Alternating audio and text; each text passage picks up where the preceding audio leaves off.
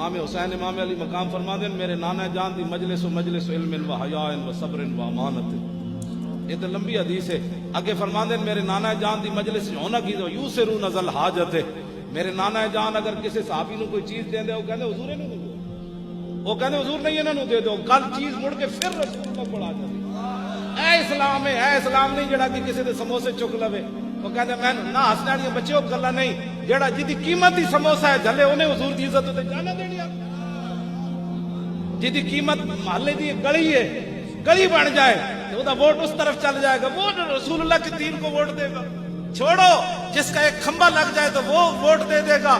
میں جس اسلام کی باتیں کرتا ہوں 70 زخم لگے ہوں طلحہ بن عبید اللہ نو, سر پھٹ جائے حضور دا دفاع کر دیاں, بازو شل ہو جائے تے ہوش آوے تے کوئی سوال کرن ما فعل رسول اللہ.